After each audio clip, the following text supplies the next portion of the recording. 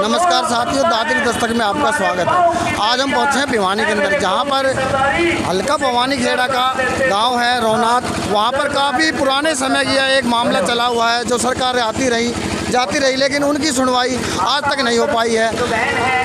एक ज़मीन का मामला है जो अंग्रेज़ों के समय में ही उस गांव को गिरवी रख दिया गया था। गिरवी रखने के कारण देश आज़ाद हो गया, अंग्रेज़ यहां से चले गए, लेकिन उसके बाद भी जो गांव है वो आज भी अपना पूर्ण काबिज नहीं हो पाया है। जो इंतकाल होता है उसमें गांव का नाम नहीं है। उसके बाद सरकार ने एक उनके लिए हिसार के अंदर भीड़ है, वहां पर कुछ जगह देने की बात की। आज तक उनको ना तो वो हिसार वाली जगह मिल पाई है और ना ही कहीं जो उनके गाँव की जगह थी वो उनके नाम हो पाई है। उसी के चलते काफ़ी लंबे समय से गांव वाले धरने पर बैठे हैं। भिवानी के अंदर सरकार और कानून उनकी सुनवाई नहीं कर पा रहा है। उसी के चलते ये आप पीछे देख रहे हैं, काफ़ी लंबे समय से धरना चला हुआ है। इस धरने के रहते हुए 2 लोगों की मौत हो चुकी है। पहले जो मौत हुई थी उसकी भी अच्छी तरह से सरकार ने कोई सुनवाई नहीं की, कोई मुआवजा राशि या उसके परिवार को कोई सहायता नहीं दी। उसके बाद अभी एक साथी और है, वो भी फांसी लगा के और भाई एक सुसाइड नोट देकर मरा है कि उसने अपनी जीवन लीला को समाप्त कर दिया है कि मैं जो ये जीवन लीला समाप्त कराऊं, इसके लिए अधिकारी कर्मचारी जिम्मेवार हैं। जो हमारा लंबे समय से धरना चला रहा, हमारी जो जायज़ मांग है उसको सरकार आज तक मानने में नाकाम रही है। उसी के चलते मैं अपनी जीवन लीला समग्र आप देख रहे हैं पीछे काफ़ी लाव लश्कर के साथ दलित समाज के लोग, किसान नेता, काफ़ी संगठनों के लोग, आशा वर्कर आकर यहाँ पर समर्थन में बैठे हुए हैं। दिखाते हैं अंदर क्या कुछ मामला है। जो यहाँ के मुख्य वक्ता है उनसे बात करते हैं, पूरे मामले की जानकारी आप तक पहुँचाते हैं। नौजवान साथियों, मातृशक्ति, आप सबको ये पता है कि आज से 1 साल पहले भी संतलाल की शहादत हुई थी और सरकार ने उस समय कहा था कि अभी उसके बेटे को रोजगार देंगे और मुआवजे की बात हुई थी। 1 साल से ज़्यादा हो गया, न तो उस बेटे को रोजगार मिला और न सरकार ने जो कहा था कि आर्थिक मदद करेंगे, न वो आर्थिक मदद हुई। और इसी तरह 1 हफ्ते पहले इस आंदोलन को रूप देने वाले हमारे शहीद वेद प्रकाश जी की शहादत हुई है। और ये सरकार बात करती है लेकिन बात को निभाती नहीं। मुझे नहीं लगता कि यह सरकार अपनी तरफ से आश्वासन देगी कि अभी आपकी जो मांगे हैं हम वो मानते हैं। ये कह देगी लेकिन मानेगी नहीं, क्यों? ये संघर्ष जो है लंबे समय से चला आ रहा है। समय समय पर सरकार झूठा आश्वासन देती है, लेकिन आज पूरे प्रदेश भर से विभिन्न संगठनों के लोग आए, चाहे वो किसान है, चाहे मजदूर है, चाहे सामाजिक संगठन है दूसरे। उन सब ने मन बढ़ा करके वो जब घर से निकले तो उनका एक ही मकसद था कि जब तक हमारे शहीद हुए, चाहे संतलाल जी हैं, वेद प्रकाश जी, उनकी मांगे पूरी नहीं होती हैं और जब तक वेद प्रकाश के दोषियों को के खिलाफ एफआईआर और उनको सजा नहीं होती, तब तक हम यहां से नहीं हटेंगे। आप सब ये हाथ उठा करके विश्वास दिलाएं कि जब तक उनकी मांग पूरी नहीं होती और उनकी गिरफ्तारी नहीं होती, हम इस मैदान से नहीं हटेंगे। इस सरकार के बारे में आप सबको पता है कि 13 महीना किसान आंदोलन चले, उसमें 750 से ज़्यादा हमारे किसान शहीद हुए, लेकिन ये जो सरकार टस से मस नहीं हुई। और आज ये सरकार किस तरह के हथकंडे अपनाती है आप सबको पता है।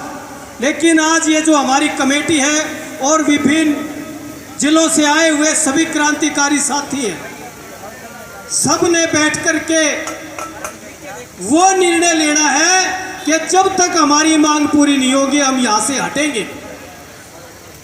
तो मेरी तो यही बात है और मैं अपने और अपने साथियों की तरफ से, धानक समाज की तरफ से आपको विश्वास दिलाते हैं कि जब तक वेद प्रकाश को न्याय नहीं मिलेगा तब तक हम यही रहेंगे। जय हिंद, जय जवान, संतलाल अमर रहे, अमर रहे, अमर रहे।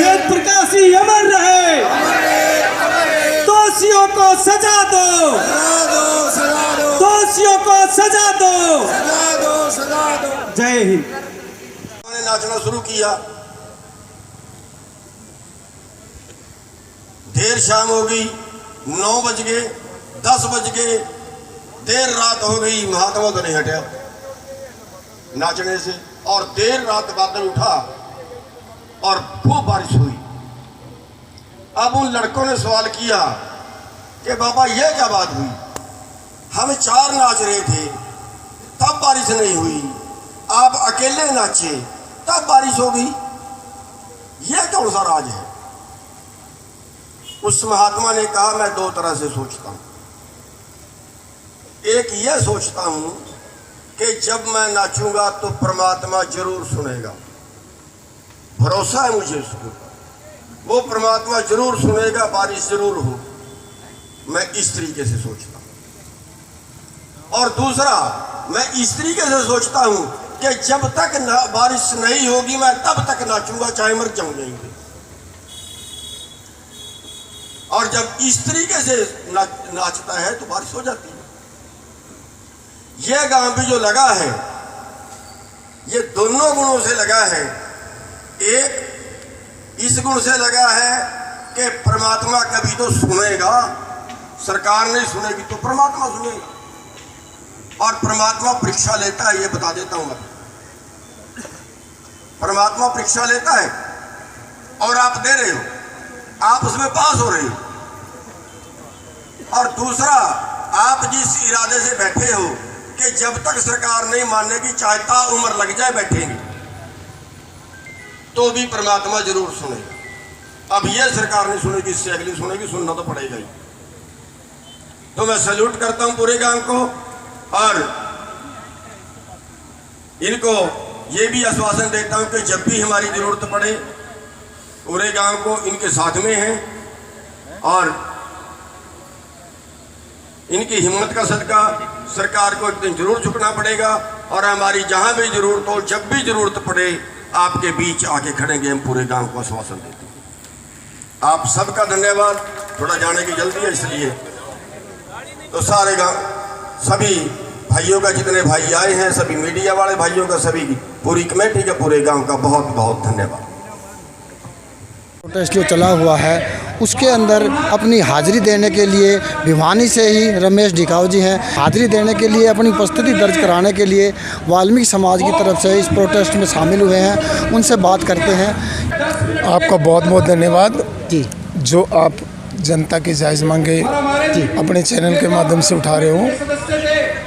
मैं बता दूं आपको, मैं मास्टर रमेश ढिकाऊ जी, राहुल गांधी विचार मंच का जिलाध्यक्ष भी हूँ जी, और हमारी पूरी कार्यकारिणी ज़िले की यहाँ समर्थन देने आई है। क्योंकि हमारे जो प्रदेश अध्यक्ष हैं सुरेश मात्र श्याम जी, राहुल गांधी विचार मंच के प्रदेश अध्यक्ष हैं, उनका आदेश भी था और हमारा ये फ़र्ज़ भी बनता है कि इस दुख की घड़ी में हम रोहनाथ गांव के लोगों के साथ खड़े हैं। साथ में मैं भारतीय वाल्मीकि धर्म समाज का प्रदेश अध्यक्ष होने के नाते भी सामाजिक तौर से भी हम समर्थन करने आए हैं, ताकि इनकी जो वर्षों से जायज़ मांग है उसको प्रशासन अमली जामा पहनाए।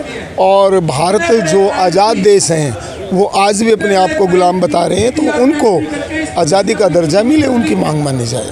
रमेश जी, ऐसे प्रोटेस्ट जैसे तो ये तो बहुत लंबे समय का प्रोटेस्ट है जो इनकी मांगे हैं। देश आज़ादी से पहले जब ये गुलाम हुए थे, उसको आज़ाद होने के बाद से अपनी मांग को उठाते आ रहे हैं। लेकिन सरकारें बदलती रही, कांग्रेस भी आई, बीजेपी भी आई, मिली जुली सरकारें भी आई, लेकिन इनकी मांगों के ऊपर उचित ध्यान नहीं दिया गया। क्या कहेंगे, सरकारें क्या सोचती हैं? ये देखिए, जहाँ तक हमने यहाँ सुना है, हरियाणा के विभिन्न खापे, समाज के विभिन्न जातियों के संगठन, सामाजिक, धार्मिक, राजनीतिक सारे आए हुए हैं। लेकिन ये यहाँ बता रहे हैं, जो इनकी कमेटी बनी है, हरियाणा की जो कमेटी बनी है, 1 साल से ये धरने पे है। और आप जानते हैं कि 9-10 साल से बीजेपी का, RSS का राज है, जो अपनी दमनकारी नीतियाँ बराबर अन्य वर्गों पे, अन्य समाजों पे समय समय चलाती रहती हैं। तो इसलिए जितने भी समाज के कर्मचारी संगठन हैं, सर्व कर्मचारी संगठन, आशा वर्कर यहाँ आई हुई हैं, और भी बहुत से कर्मचारी के संगठन यहाँ आए हुए हैं, वो सब रोहनाथ गांव को समर्थन दे रहे हैं। अगर जो ये घटनाएं अन्य सरकारों के सामने होती तो मैं तो ये भी कहना चाहता हूँ, ये प्रदर्शन होता तो उन सरकारों ने भी अपनी मांग माननी चाहिए। लेकिन मैं आपको बता दूँ, ये बता रहे हैं 1 साल से हमारा धरना चला हुआ है और ये रोनात गाँव में बैठे थे।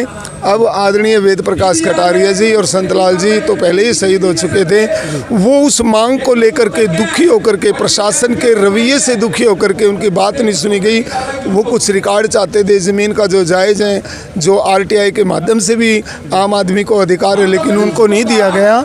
और उस व्यथा के कारण वो दुखी होके एक अपने खून से सुसाइड नोट लिख के गए हैं और हरियाणा की जनता से मांग करके गए हैं कि इस संघर्ष को आप लोग चलाएंगे। उसी संदर्भ में आज 8 दिन हो गए, उनकी डेड बॉडी हॉस्पिटल में है और विभिन्न समाजों के संगठन और खापे और यहाँ रोनात गांव के साथ मिल करके आप देख रहे हैं लघु सचिवालय भिवानी में धरना प्रदर्शनरत है। रमेश, देखिए इनकी जो मांग है शुरू से, वो इनकी जो ज़मीनें सादत तो इन्होंने दी, इनके नाम से 80 मील सड़क भी हैं, फांसी भी तोड़े गए और अनेक यातनाएं भी इन्होंने झेली गई, इनको गोलियां भी मारी गई।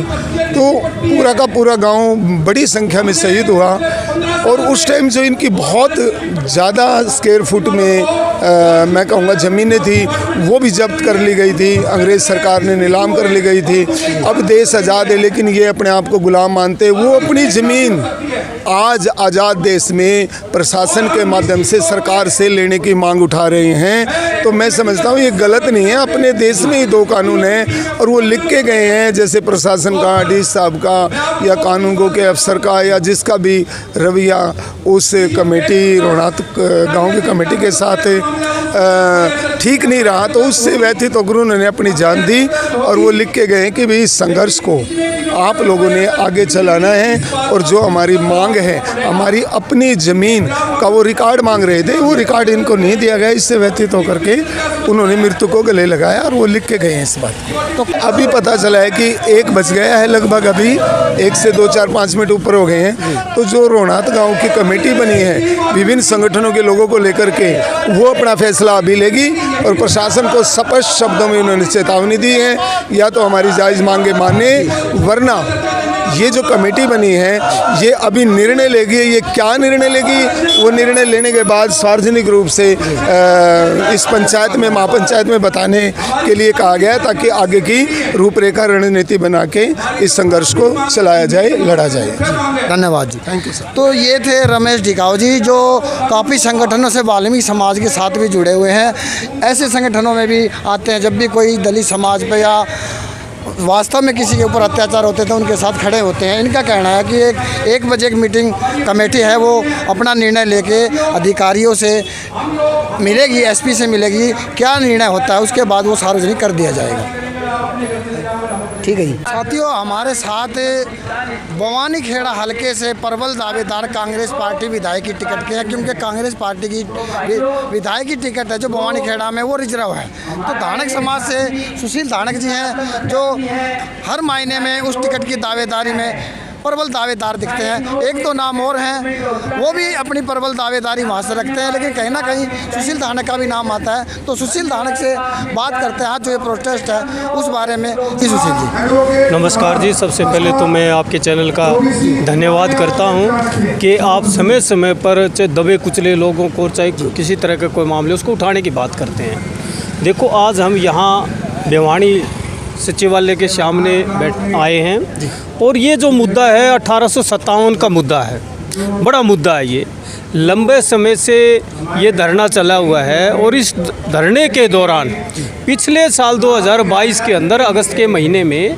हमारे संतलाल जो धानक समाज से संबंध रखते थे उनकी शहादत हुई थी और उस शहादत के दौरान लंबा हमारा धरना चला और सरकार से काफ़ी वार्ताएं हुई और सरकार ने आश्वासन दिया कि भी हम उसके बेटे को रोज़गार देंगे और आर्थिक मदद करेंगे।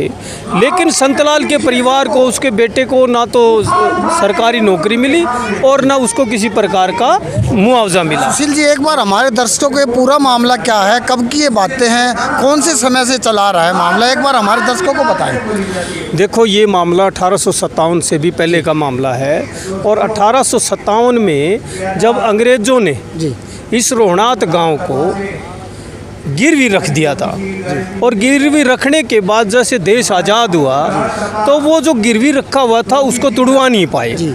इस कारण से ये लगातार जो पिछले वर्ष से इस गांव को आज़ादी मिली है, रोनात गांव को आज़ादी मिली है। नहीं तो आज़ादी कैसे बताओ, एक बार हमारे दर्शक खुल को बताएं, आज़ादी कैसे मिली? देखें, ऐसा आज़ादी ऐसे है कि जिस तरह से हमारे पूरे देश के अंदर आज हमें राष्ट्रीय ध्वज फहराने का अधिकार है, हर गांव में हर परिवार को, हर व्यक्ति को अधिकार है। लेकिन रोनात गांव में 23 फरवरी 2018 से पहले किसी प्रकार की आज़ादी नहीं थी, राष्ट्रीय ध्वज फहराने की आज़ादी नहीं थी। सरकार ने ऐसा विश्वास दिलाया कि हम आज़ादी दिलाएंगे, लेकिन घोषणा तो कर दी, लेकिन आज तक ऐसी बात नहीं हुई है। तो मैं सरकार से भी ये कहना चाहता हूँ, कम से कम जो वायदे करे उन वायदों को पूरा करे और उसी वायदों के मुताबिक आज ये जो लोग बैठे हैं और आज ये जो वेद प्रकाश की शहादत हुई है, उन्हीं अधिकारों को लेकर के शहादत हुई है और आज 8 दिन हो चुके हैं उसकी शहादत को, सरकार टस से मस नहीं हुई है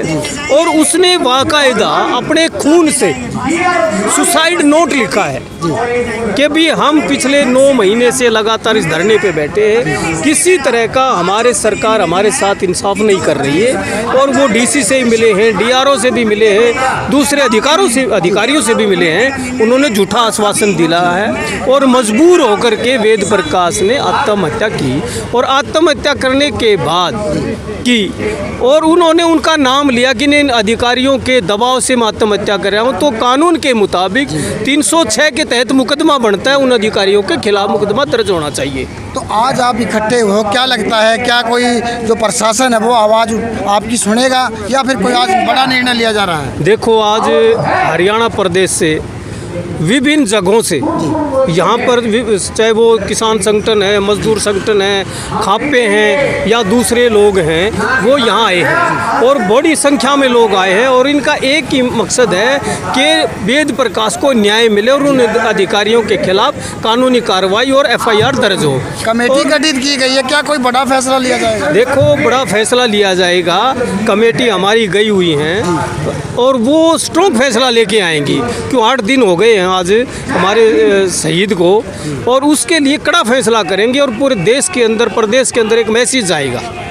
जी। तो आज आपने ये कड़ा फैसले की बात की, किस तरह का कड़ा फैसला? जैसे कि चुनाव नज़दीक है, चुनाव को लेकर कोई कड़ा फैसला होगा या फिर धरने को लेकर आप आगे कहीं सरकार के आगे जाएंगे, चंडीगढ़ पहुंचेंगे या दिल्ली पहुंचेंगे? देखो, जहाँ तक सरकार की बात है, ये सरकार तो चाहे वो किसान आंदोलन चले, किसान आंदोलन के अंदर 750 से ज़्यादा किसान शहीद हुए और लगातार वो धरना चलता रहा। इसी तरह मैं आपको 2018 की बात बता, 2 अप्रैल 2018 की बात है, SC/ST एक्ट को लेकर के है, तो उस समय भी देश के अंदर बड़ा आंदोलन हुआ था।